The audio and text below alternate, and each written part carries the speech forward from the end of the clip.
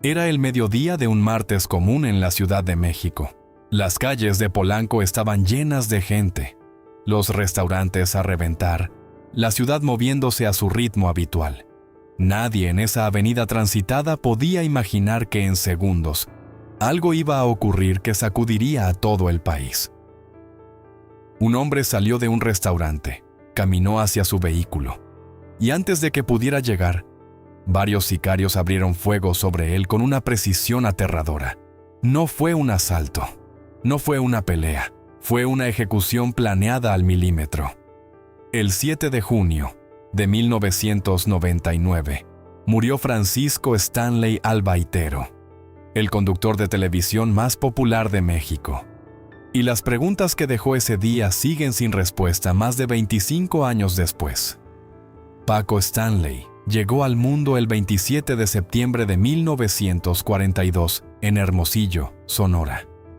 Nació en una familia sin grandes recursos ni influencias, en una ciudad de provincia que poco tenía que ver con los reflectores que después lo definirían. Desde niño, tenía algo que no se puede entrenar ni fabricar. Sabía cómo hacer que la gente a su alrededor se sintiera bien. Esa chispa natural lo llevó primero a la radio, luego a pequeñas apariciones en televisión, y con el tiempo, al lugar que muchos consideran la cumbre del entretenimiento popular en México. Pero el camino que recorrió para llegar ahí estuvo lleno de curvas que el público nunca vio. Y algunas de esas curvas son las que explican lo que pasó ese martes. Durante los años 80, Stanley ya era una figura reconocida en los pasillos del entretenimiento mexicano. Había encontrado su voz, su estilo, su manera de conectar con el espectador común, y entendió algo que muy pocos conductores comprenden realmente. La televisión popular no se gana con talento técnico, sino con cercanía. Stanley hablaba como la gente en la calle. Sus referencias eran las de cualquier familia mexicana. Su humor venía de un lugar que todos podían reconocer. Esa autenticidad, o al menos la percepción de ella, fue la base de un vínculo con el público que resistiría durante décadas, aunque la persona real detrás de esa imagen era considerablemente más compleja. Su consagración llegó con el programa Una tras otra, que congregó a millones de mexicanos frente al televisor en los primeros años de los 90, pero fue con Pácatelas, donde Stanley alcanzó una dimensión diferente. Era un show de humor, concursos y entretenimiento familiar que se convirtió en un ritual semanal para audiencias en todo el país. En su mejor momento, su cara era más reconocible que la de la mayoría de los políticos del país. Era esa clase especial de famoso que trasciende el medio y se convierte en algo más cercano a una institución. Una presencia que la gente siente como propia, como parte de su historia personal. Con prácticamente todas las figuras del entretenimiento popular de su generación, trabajó en algún momento. Compartió pantalla con Jorge Ortiz de Pinedo, con Luis de Alba, con Cepillín y con decenas de rostros que definieron el humor televisivo de esa época. Y fue en Pácatelas, donde una de esas colaboraciones se volvería central en la historia más oscura de su vida.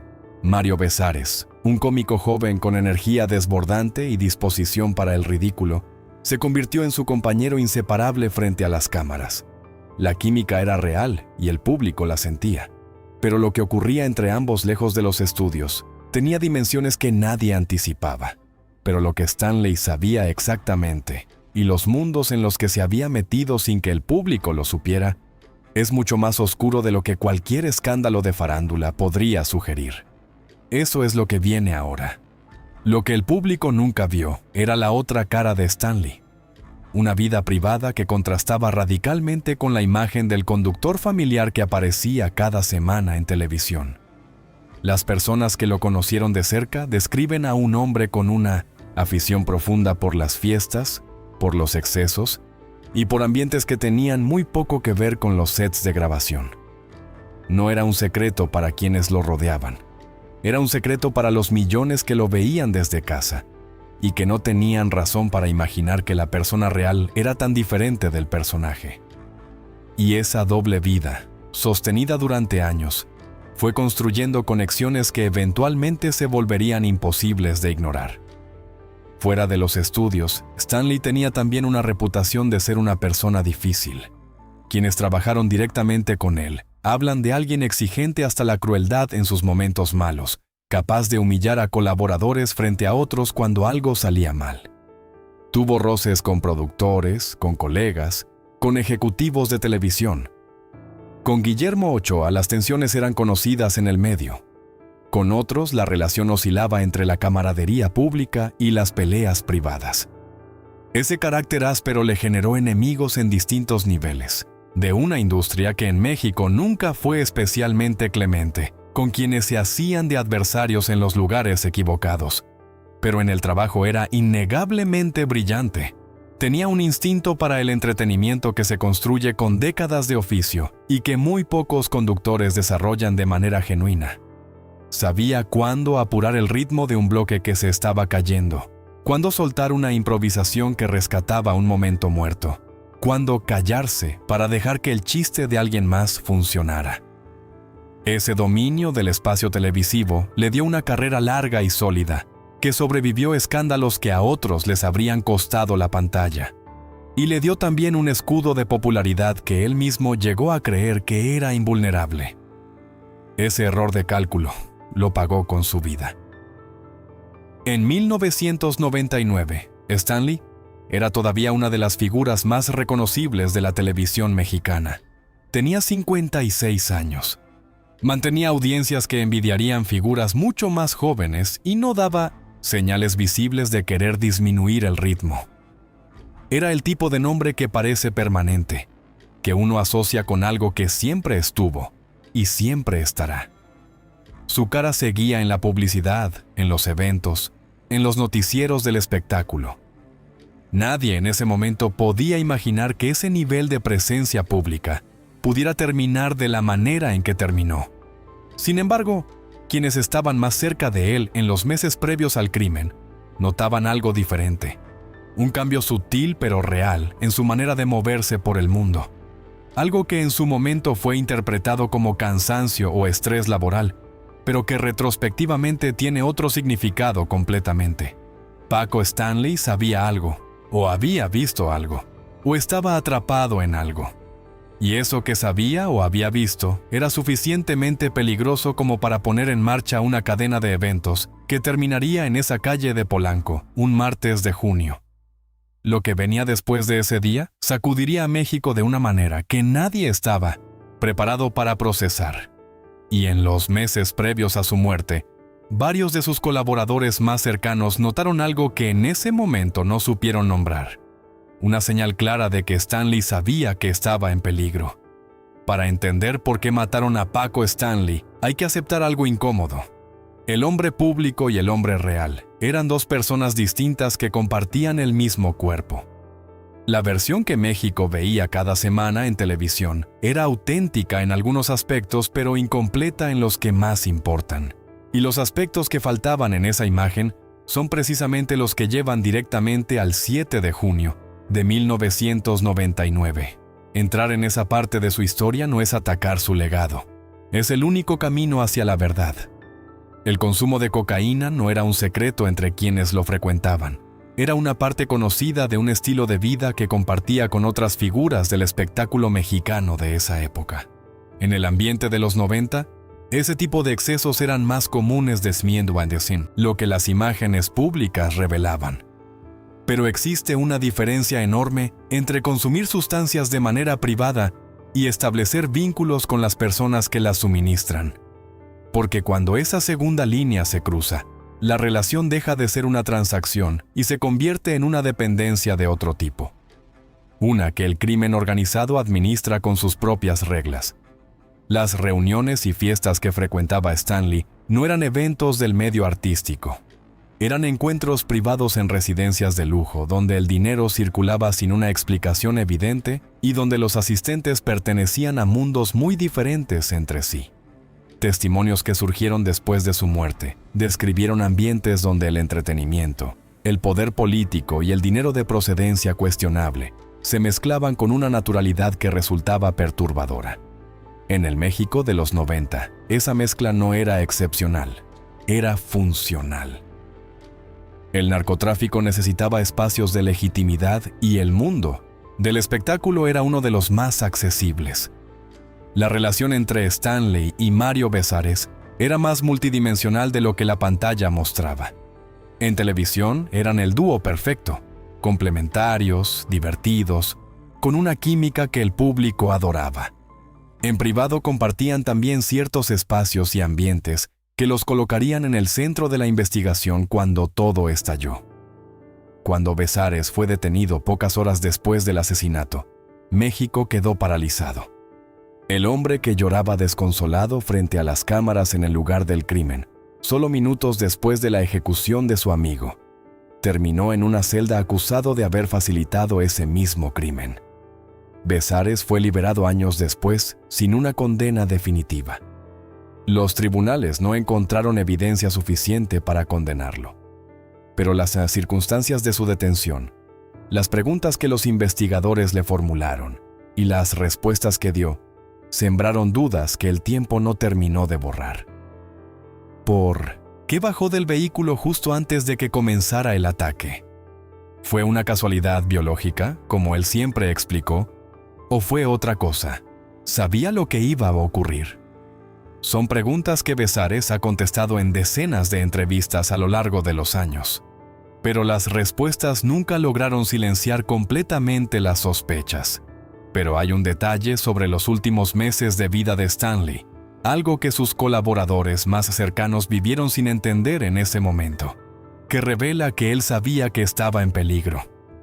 Eso cambia completamente la lectura de todo lo que ocurrió después.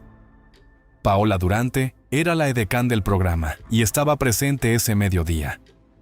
Su detención junto a Besares convirtió el caso en algo todavía más impactante para la opinión pública. Una joven que el público asociaba con la diversión y la televisión familiar terminó acusada de participar en el asesinato de la persona con quien trabajaba. Pasó años en prisión preventiva antes de ser liberada sin condena.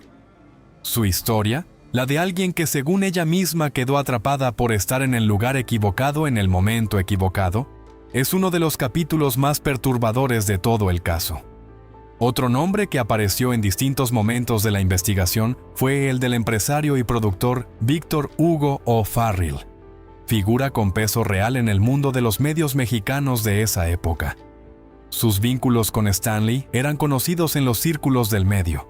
O'Farrill nunca fue formalmente acusado de participación en el crimen, pero su nombre flotó en los márgenes de las investigaciones con suficiente frecuencia como para que no pudiera ser ignorado completamente. Y su presencia en ese entorno añadía una capa más a una historia que ya de por sí tenía demasiadas variables sin resolver. Lo que sí está documentado con más solidez es que Stanley tenía compromisos con personas que no perdonaban los incumplimientos. Algunos señalan que había recibido dinero de Emilia Washington, fuentes vinculadas al crimen organizado para proyectos de entretenimiento, dinero que en ese mundo no es simplemente una inversión, sino una atadura. Cuando llegó el momento de devolver ese favor, en la forma que fuera, Stanley o no pudo o no quiso cumplir. Y en los ambientes donde se mueve ese dinero, esa negativa tiene consecuencias que no admiten apelación ni segunda oportunidad. También existe la teoría de que el problema central no era económico, sino informativo. Que Stanley había presenciado o escuchado cosas que lo convertían en un testigo incómodo de actividades que ciertas personas necesitaban mantener completamente en silencio. No porque él las hubiera buscado, sino porque cuando te mueves en ciertos círculos, cierta información llega sin que la pidas. Y hay quienes prefieren eliminar el riesgo que representa ese tipo de testigo involuntario antes de que decida hablar, aunque nunca lo haya planeado. Sus conflictos dentro de la industria televisiva agregan otro ángulo a una historia ya de por sí complicada. La decisión de Stanley de trabajar con TV Azteca en lugar de Televisa fue en esa época algo más cercano a una declaración de guerra que a una simple elección profesional. El poder mediático en el México de los 90 no era solo económico. Tenía tentáculos políticos que hacían que cruzarse con él tuviera consecuencias reales. Esa decisión le generó adversarios en espacios de poder que el público no ve, pero que operan con una eficiencia que los estudios de televisión no tienen. Si ese conflicto tuvo relación directa con su muerte nunca fue probado, pero tampoco fue descartado con la seriedad que merecía. Lo que surge de todo este panorama es el retrato de un hombre que vivía simultáneamente en demasiados mundos distintos, sin ser completamente consciente de los riesgos que eso implicaba. Un hombre que por su posición, sus ambiciones y sus vínculos, había acumulado un nivel de exposición a información peligrosa que excedía lo que era seguro saber. Y en algún momento de los meses previos a junio de 1999, alguien en alguno de esos mundos tomó la decisión de que Paco Stanley sabía demasiado. Lo que ocurrió entre esa decisión y el mediodía del 7 de junio es lo que viene a continuación. Y hay una conversación que Stanley tuvo semanas antes de su muerte, sobre algo que quería revelar públicamente, que nunca llegó a ocurrir. El contenido de esa conversación es uno de los datos más escalofriantes de toda la historia.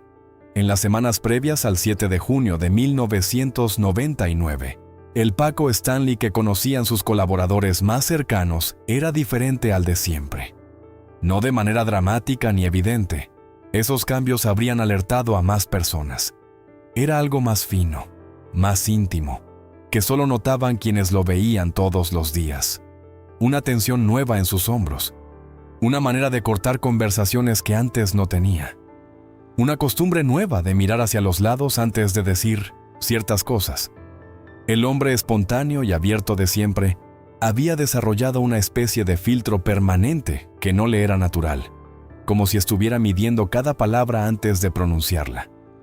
Personas del equipo de Pácatelas recuerdan que en ese periodo Stanley llegaba con más frecuencia que antes fuera del horario habitual, que tenía llamadas que atendía alejándose del grupo, que cortaba abruptamente si alguien se acercaba demasiado, que había momentos durante los ensayos donde su cuerpo estaba presente, pero su atención estaba completamente en otro lado. Esos comportamientos, que entonces se interpretaron como el estrés natural de alguien con una agenda saturada, adquirieron retrospectivamente un significado completamente diferente. La gente que siente que está siendo observada o amenazada se comporta exactamente así. Según versiones que tomaron forma después del crimen, Stanley había recibido señales, no amenazas directas con nombre y firma. Eso no es cómo funciona ese mundo, sino el tipo de comunicación indirecta que en ciertos ambientes todos entienden sin que nadie tenga que explicarla. Una llamada que se corta antes de que empiece. Un mensaje que llega a través de alguien que no debería estar de mensajero.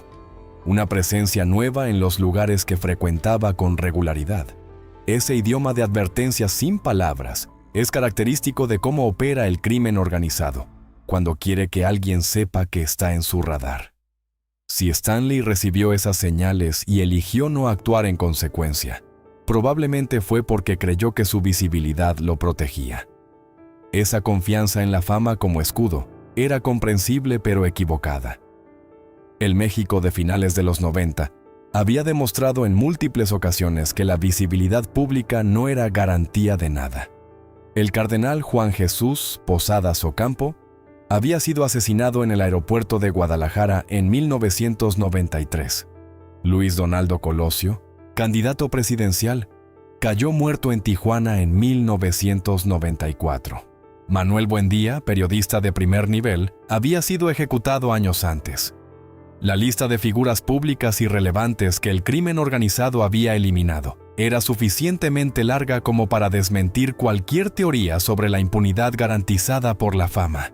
Pero el ser humano tiende a creer que lo que le pasó a otros no le pasará a él. Stanley no fue diferente en eso. En el frente profesional, las últimas semanas también estuvieron marcadas por conversaciones sobre el futuro del programa y proyectos nuevos que Stanley quería impulsar.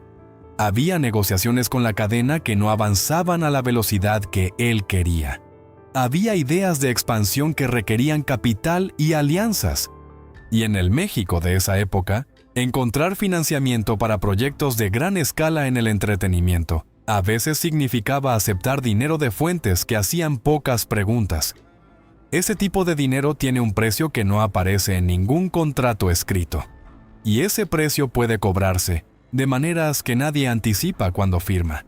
Pero lo que ocurrió en los minutos inmediatamente posteriores al ataque y las primeras decisiones de la investigación que se activó en las horas siguientes revelaron algo que nadie esperaba. Algo que convirtió un asesinato ya de por sí impactante en uno de los casos más complejos y más oscuros de la historia reciente de México. También hay testimonios de personas cercanas que recuerdan a Stanley hablando, en conversaciones informales, sobre la posibilidad de tomarse un descanso de la pantalla. No era algo que dijera con urgencia ni de manera sistemática, pero aparecía. Para alguien que había construido toda su identidad alrededor de la exposición pública, esa insinuación era significativa. Era fatiga genuina después de décadas de trabajo sin pausa. ¿O era el instinto de alguien que sentía que necesitaba alejarse del radar antes de que algo lo alcanzara? Con el beneficio del tiempo, la segunda interpretación no parece descabellada. Hay un dato que pocas veces aparece en los análisis del caso y que merece atención especial. En las semanas previas al crimen, Stanley habría tenido conversaciones sobre la posibilidad de dar una entrevista de largo formato, donde pensaba hablar de temas que, según él, eran importantes para México. No especificó públicamente de qué temas se trataba, pero personas que participaron en esas conversaciones señalaron después que Stanley hablaba de revelar información sobre conexiones entre el mundo del espectáculo y el poder político que el público general no conocía. Esa entrevista nunca ocurrió. El 7 de junio llegó antes de que pudiera materializarse, y esa coincidencia, dependiendo de cuánto se le crea a quienes estuvieron en esas conversaciones, es más que una coincidencia. El martes 7 de junio de 1999 comenzó sin ninguna señal de alarma. Grabación por la mañana, el ritmo habitual de cualquier día de trabajo en televisión. Planes para la tarde. El grupo decidió ir a comer a El Charco de las Ranas, un restaurante en Polanco que frecuentaban con regularidad y que en ese sentido era precisamente el tipo de lugar que hacía predecibles sus movimientos. Esa previsibilidad, esa confianza en la rutina, fue lo que permitió que quienes planearon el ataque supieran exactamente dónde encontrarlos y a qué hora. La información sobre sus planes no llegó por casualidad. Alguien que conocía sus hábitos habló. La comida transcurrió con normalidad. Conversaciones de trabajo, el ambiente relajado de un equipo que se conoce bien. Nada que alertara a nadie de lo que estaba esperando afuera. Ese contraste entre la cotidianidad tranquila de adentro y la ejecución que se preparaba en la calle es uno de los elementos más perturbadores de toda la historia, porque la violencia extrema siempre llega de esa manera, cuando las cosas parecen más normales, más predecibles, más seguras. Al terminar, el grupo se dirigió hacia los vehículos. Mario Besares se separó en ese momento. Según su versión de los hechos, fue al baño antes de salir. Según otras lecturas de la misma situación, esa separación lo alejó del vehículo de Stanley en el instante preciso. Stanley subió a su camioneta. Segundos después, los sicarios se acercaron y abrieron fuego. La precisión con que ejecutaron el ataque no dejaba lugar a dudas sobre su naturaleza. No fue improvisado, no fue caótico. Fue que el trabajo de personas que sabían lo que hacían, que habían ensayado lo que iba a ocurrir y que tenían claro a quién iban a matar y cómo. Y la pregunta que los investigadores no podían sacarse de encima desde el primer momento: ¿quién sabía que estarían en ese restaurante ese día? Tiene una respuesta que la investigación oficial nunca quiso pronunciar en voz alta. Para comprender lo que Paco Stanley sabía antes de morir, hay que entender primero el paisaje del México de esa época. Era un país donde el poder político llevaba décadas en manos de un solo partido y donde el crimen organizado había construido con ese poder una relación que iba mucho más allá de la corrupción simple. Era una coexistencia negociada, un sistema de acuerdos no escritos que funcionaba con una eficiencia brutal. Y en ese sistema, las figuras públicas con acceso a ciertos ambientes terminaban acumulando conocimiento que en otras circunstancias habría sido inofensivo, pero que en ese contexto era extremadamente peligroso. Stanley era una de esas figuras. Una de las teorías con más respaldo entre quienes investigaron el caso de manera independiente señala que Stanley había tenido contacto directo, aunque no siempre buscado ni deliberado, con personas vinculadas al Cártel de Juárez. Esa era la organización criminal más poderosa de México en esa época, liderada por Amado Carrillo Fuentes hasta su muerte en 1997. El contacto no habría comenzado como una relación consciente con el crimen organizado. Habría sido el resultado natural de moverse en ambientes donde ese tipo de personas estaban presentes y donde nadie anunciaba a qué se dedicaba. Pero en ese mundo, estar presente en el mismo espacio que cierta gente ya te hace parte de algo que no pediste. Lo que Stanley habría presenciado o escuchado, según esta teoría, eran conversaciones sobre movimientos de dinero que involucraban a figuras con responsabilidades públicas en México. No porque alguien se lo hubiera confesado directamente, sino porque en las reuniones privadas a las que asistía, entre personas que se creían entre ellas confiables, ese tipo de información circulaba con una libertad que en otro contexto habría sido impensable. Y Stanley, con su habilidad natural para conectar con cualquier tipo de persona y para recordar lo que escuchaba, fue acumulando un archivo mental que en algún momento alguien decidió que era demasiado peligroso dejar existir. Existe otra línea de análisis que apunta directamente a deudas concretas, no de tipo emocional sino económico y de compromisos. Stanley habría recibido financiamiento de personas vinculadas al lavado de dinero para proyectos televisivos que necesitaban respaldo financiero. Ese dinero, en el mundo donde se origina, no es una inversión ordinaria, es una cadena. Y cuando llegó el momento de cumplir el compromiso implícito que venía con ese dinero, Stanley o no pudo hacerlo o tomó la decisión de no hacerlo. En ese mundo esa decisión tiene una respuesta que no pasa por abogados ni por tribunales. Una tercera perspectiva menos explorada en los medios pero que circuló con fuerza entre periodistas que cubrieron el caso, apunta hacia el interior de la industria televisiva y sus conexiones con el poder político. Stanley había trabajado con diferentes cadenas, había tenido acceso a distintos niveles del poder mediático mexicano y había acumulado información sobre personas importantes cuya imagen pública dependía de que ciertos secretos permanecieran como tales. En el México de los 90, la televisión y la política no eran industrias separadas. Eran partes de un mismo sistema donde las lealtades y los secretos se cruzaban de maneras que hacia afuera eran invisibles.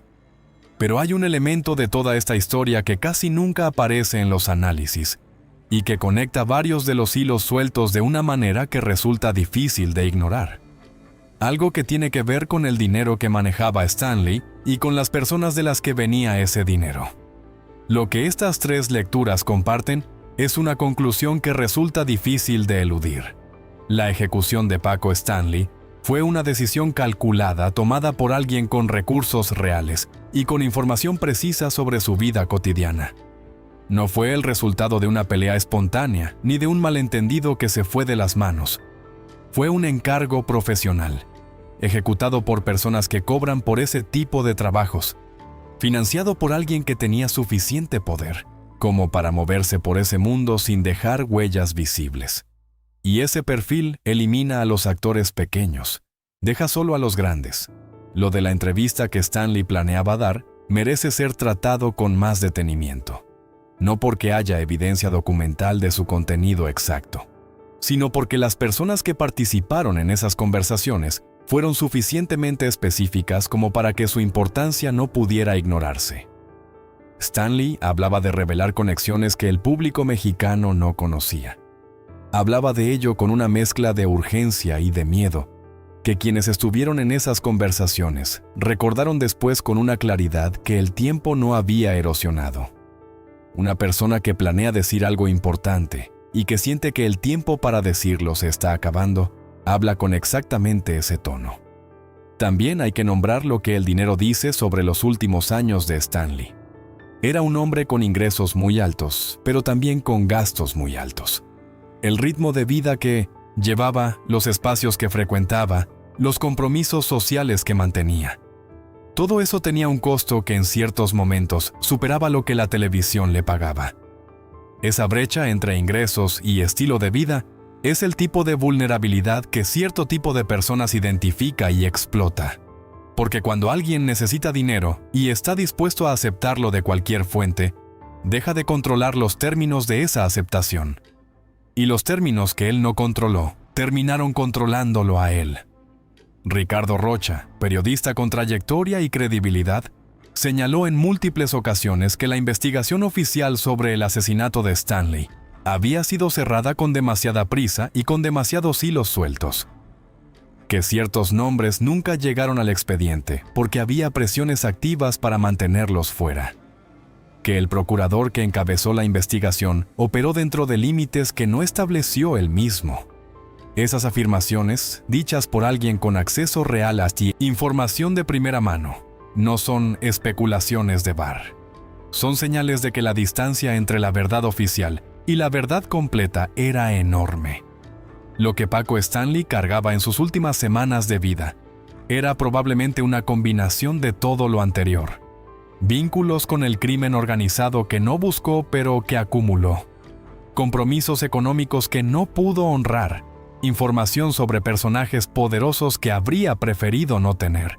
Y una intuición creciente de que el tiempo para resolver todo eso se estaba terminando. No era un investigador ni un periodista de denuncia. Era un hombre de entretenimiento que por sus hábitos, sus conexiones y los ambientes que frecuentaba terminó sabiendo demasiado.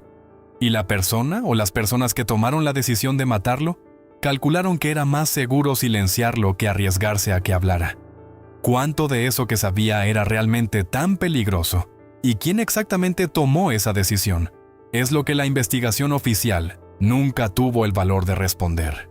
Y la manera en que la investigación oficial fue manejada desde las primeras horas, ¿quién tomó qué decisiones? ¿Qué evidencia apareció y qué evidencia no apareció en el expediente? Es quizás la parte más reveladora de toda la historia. Porque lo que no está en un expediente a veces dice más que lo que sí está. Pocas investigaciones en la historia criminal de México generaron tanta controversia y dejaron tanta insatisfacción como la del asesinato de Paco Stanley.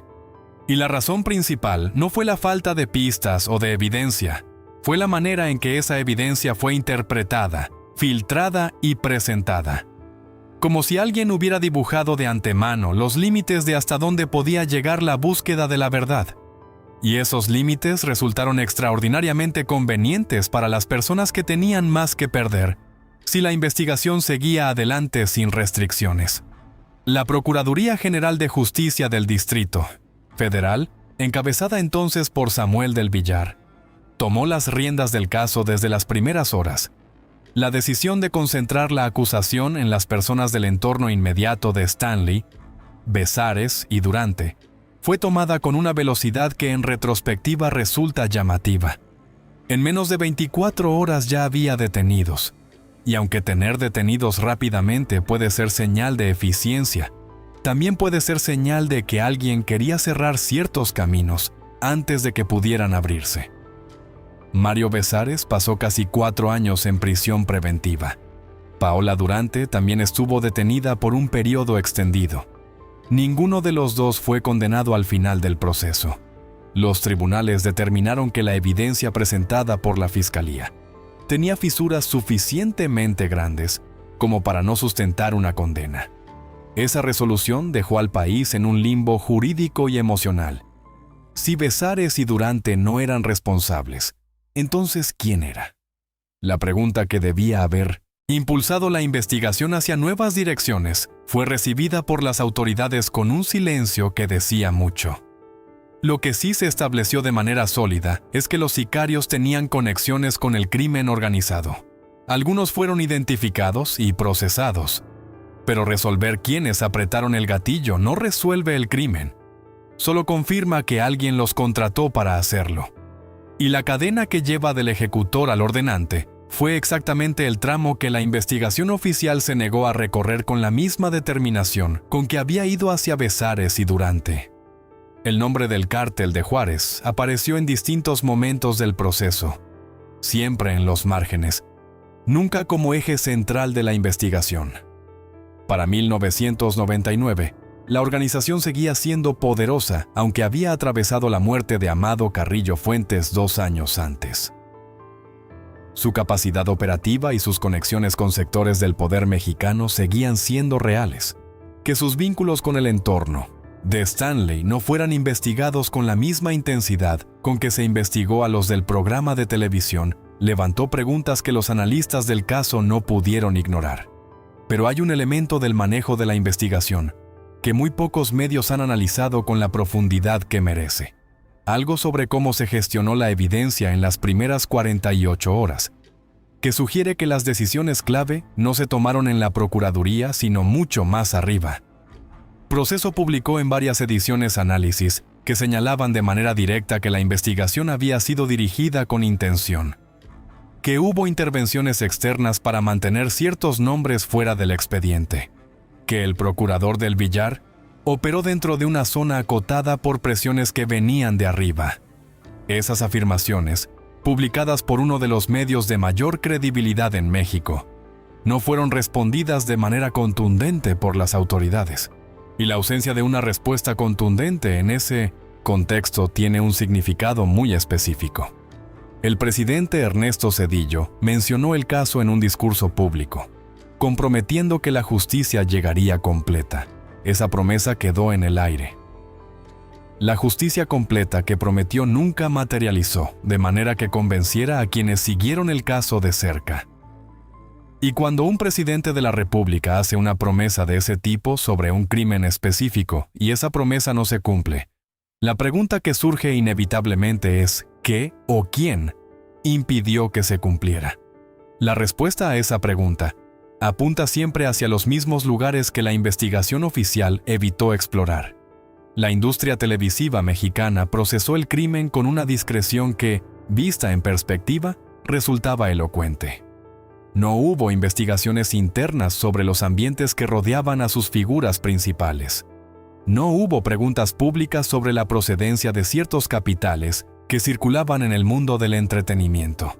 Todo fue tratado como una tragedia personal y aislada, no como un síntoma de algo más profundo y estructural.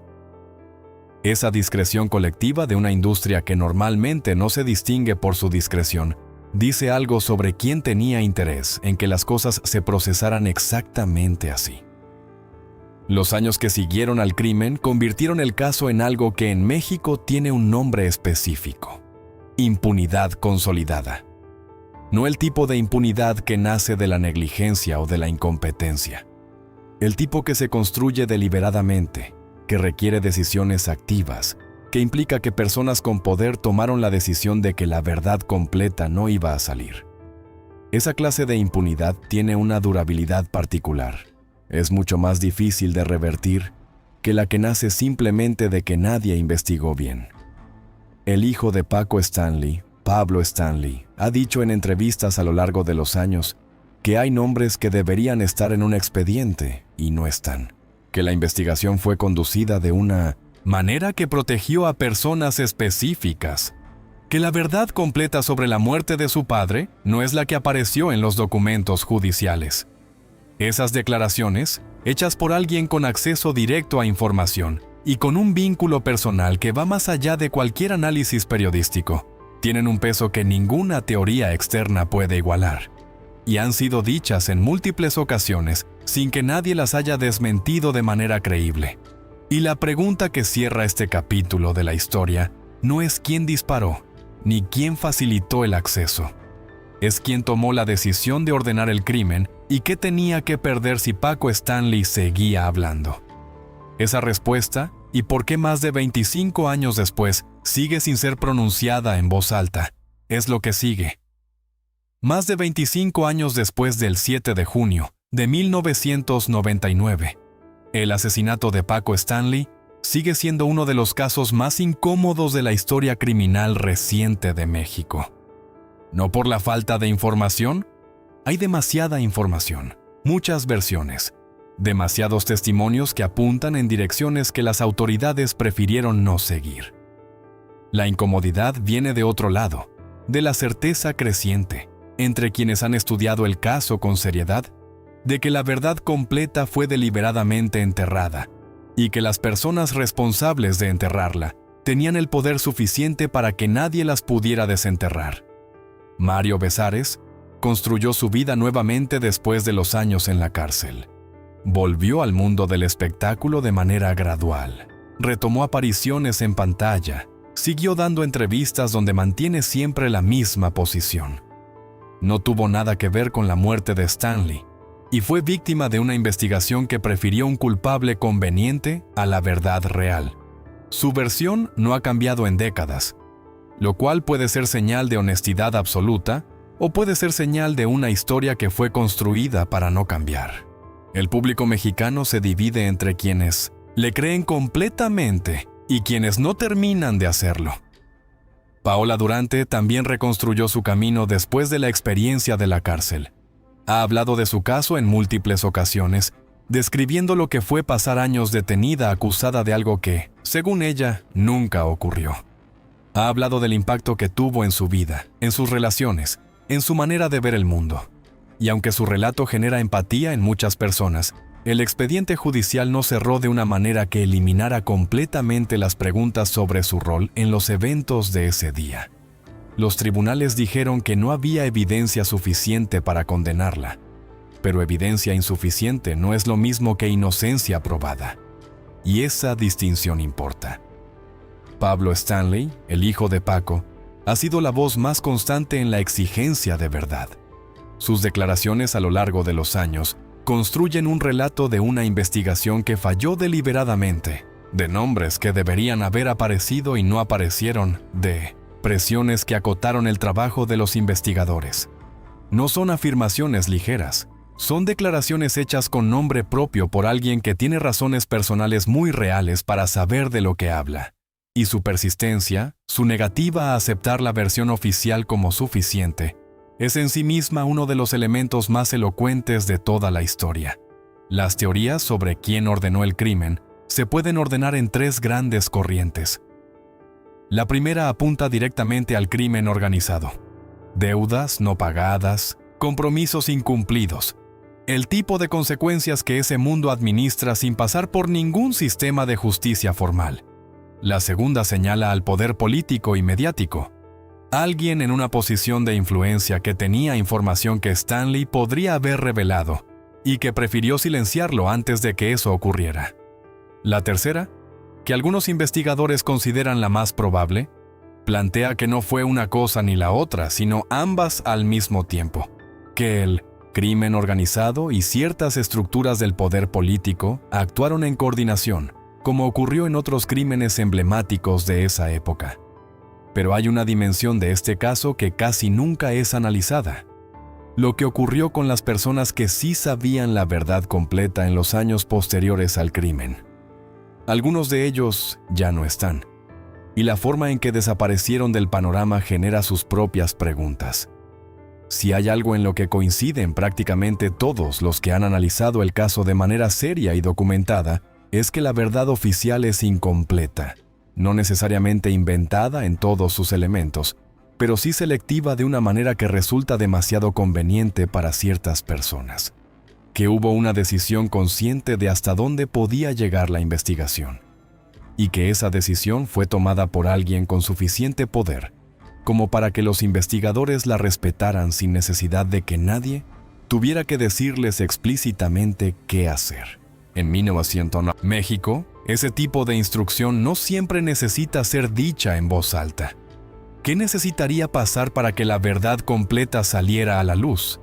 En teoría, alguien que estuvo en la cadena de la decisión tendría que hablar. En los mundos del poder político y del crimen organizado, ese tipo de confesión voluntaria es extraordinariamente rara. Ocurre cuando alguien ya no tiene nada que perder, cuando está buscando un trato con autoridades, o cuando la estructura que lo protegía se derrumba. Ninguna de esas condiciones se ha dado con suficiente solidez en el caso Stanley en más de 2 décadas. Aunque el mundo de 2026 es considerablemente diferente al de 1999, y hay variables que entonces eran fijas que hoy son más movibles.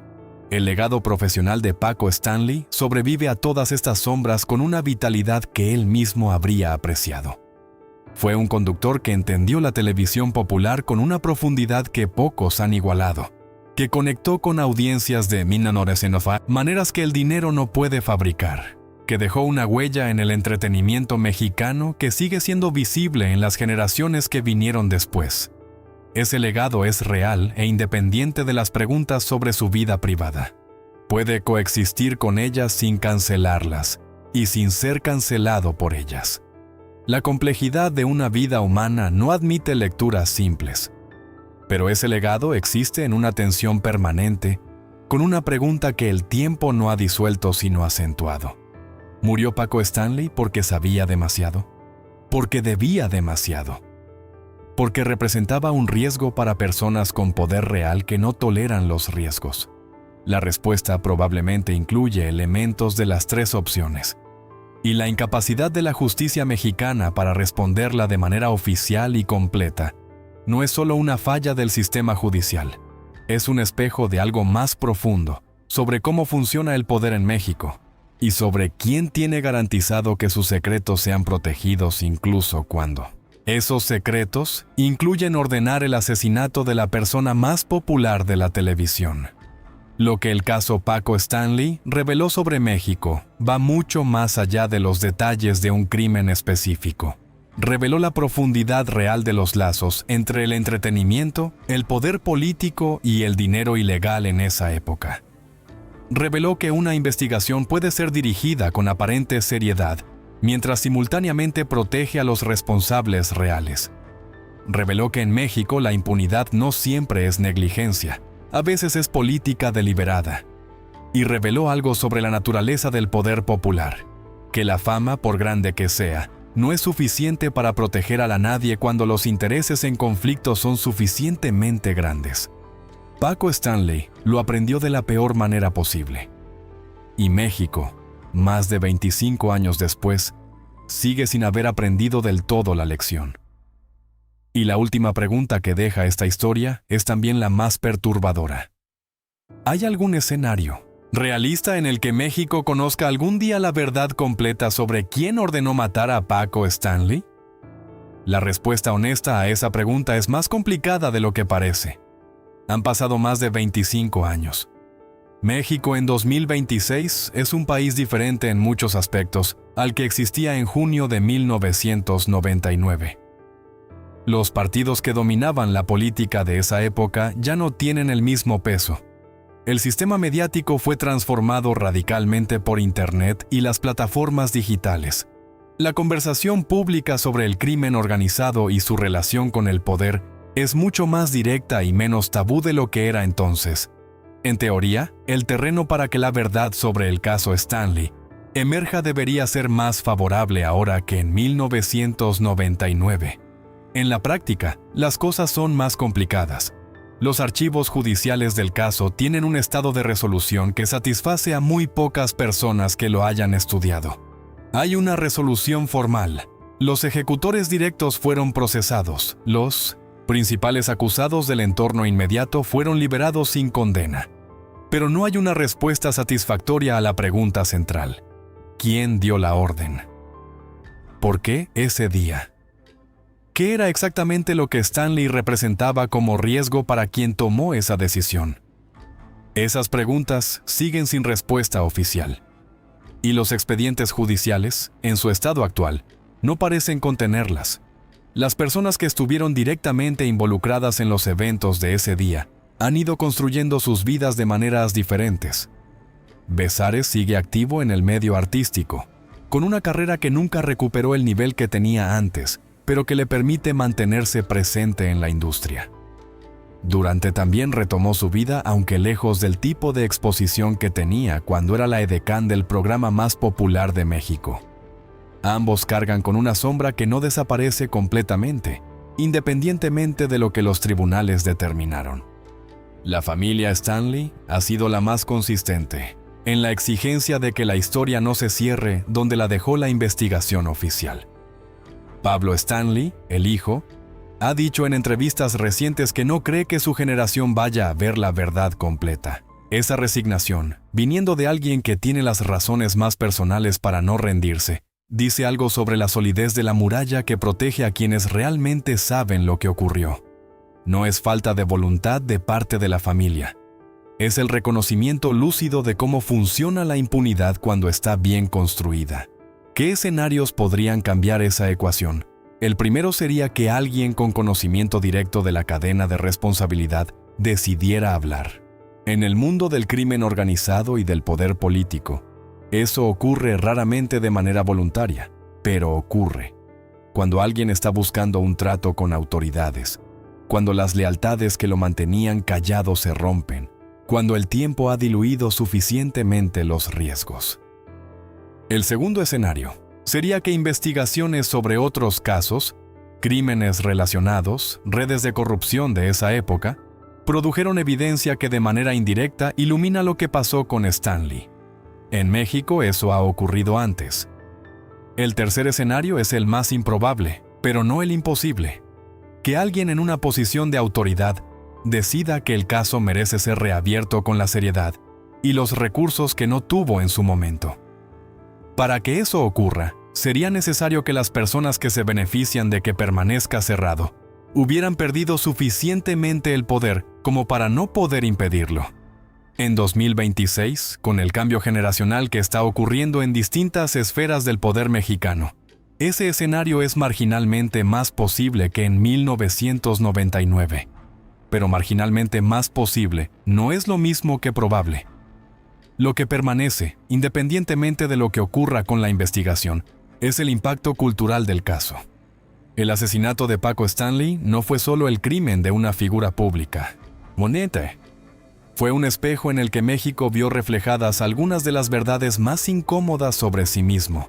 La profundidad de las conexiones entre el entretenimiento y el poder. La facilidad con que la justicia puede ser dirigida por presiones externas.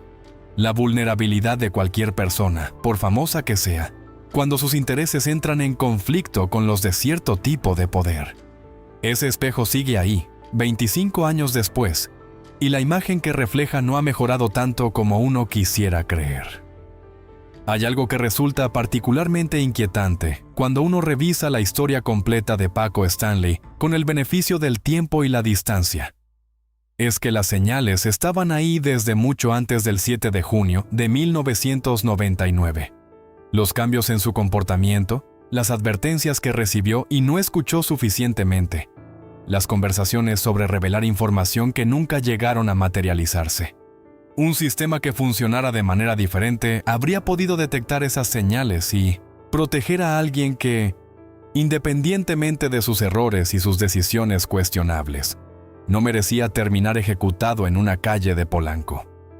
Pero el sistema no funcionó de esa manera, y esa falla, no la individual sino la sistémica, es la lección más profunda del caso, no la lección sobre quién mató a Paco Stanley, aunque esa respuesta sigue siendo necesaria, sino la lección sobre por qué fue posible matarlo, por qué fue posible encubrirlo, y por qué 25 años después, la verdad completa sigue siendo más una promesa que una realidad. Esas respuestas no están en ningún expediente judicial. Están en la estructura de poder de México, y esa estructura es considerablemente más difícil de reformar que cualquier investigación criminal. El 7 de junio de 1999, en una calle de Polanco, se apagó la vida de la persona más famosa de la televisión mexicana. Pero la historia que comenzó ese día no se cerró con su muerte. Se abrió.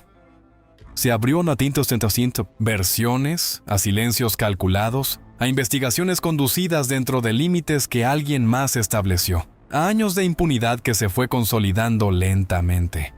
Y lo que esa historia abierta dice sobre México, sobre el poder, sobre la justicia y sobre quienes tienen garantizado que sus crímenes nunca sean nombrados en voz alta, eso es algo que sigue siendo completamente relevante hoy, porque las estructuras que protegieron a los responsables del asesinato de Paco Stanley no desaparecieron con él. Algunas siguen funcionando. Y mientras funcionen, la pregunta sobre quién dio la orden el 7 de junio de 1999 va a seguir sin respuesta. A menos que alguien, en algún momento, decida que ya es suficiente silencio. Si este tipo de historias te hacen cuestionar lo que creías saber, suscríbete al canal. Déjame en los comentarios qué crees tú que ocurrió realmente. Y comparte este video con alguien que recuerde este caso.